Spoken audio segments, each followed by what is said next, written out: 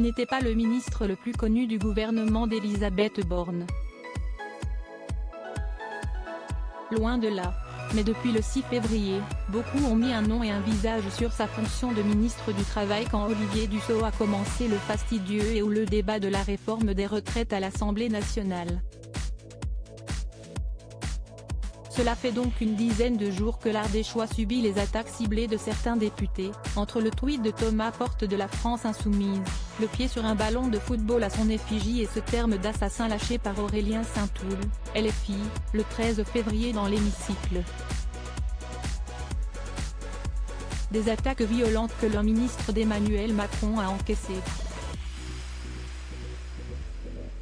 Le quotidien Le Parisien est revenu ce vendredi 17 février sur les derniers jours d'un ministre qui pourrait avoir atteint sa limite.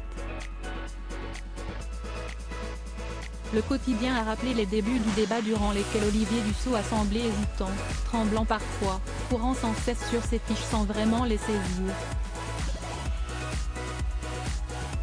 Face à la journaliste Apolline de Malherbe sur BFM TV et RMC ce vendredi 17 février, c'est un ministre du Travail à la voix cassée et à la mine fatiguée qui s'est présenté. Olivier Dussopt soutenu par la majorité. Je n'ai pas beaucoup de voix, ça s'appelle une bronchite ou une laryngite, quelque chose comme ça, a-t-il expliqué, précisant même avoir pris un petit coup de froid.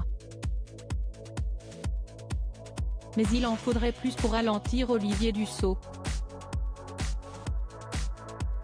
Présent sur tous les fronts, que ce soit à l'Assemblée ou dans les médias pour défendre son projet de loi, il tient le coup. Bien sûr, c'est une épreuve, y compris physique, mais il la surmonte par conviction, a confié le ministre de la fonction publique, Stanislas Guerini aux Parisiens. La majorité dans son ensemble le soutient, d'Elisabeth Borne à Alexis Kohler, en passant par Aurore Bergé et Emmanuel Macron qui avait déjà demandé un soutien total de son ministre en Conseil des ministres. S'il peut paraître réservé, une connaissance a révélé au quotidien qu'Olivier Dussopt n'était pas quelqu'un de fragile. Au contraire, c'est un vrai politique qui n'aime pas être attaqué.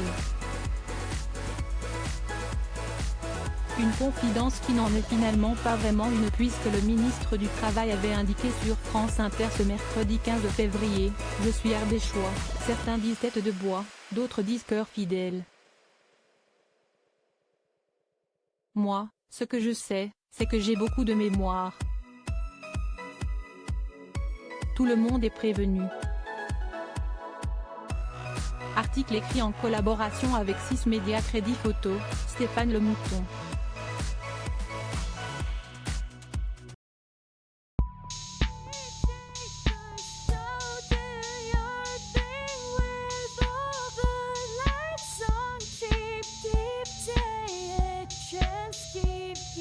Yeah.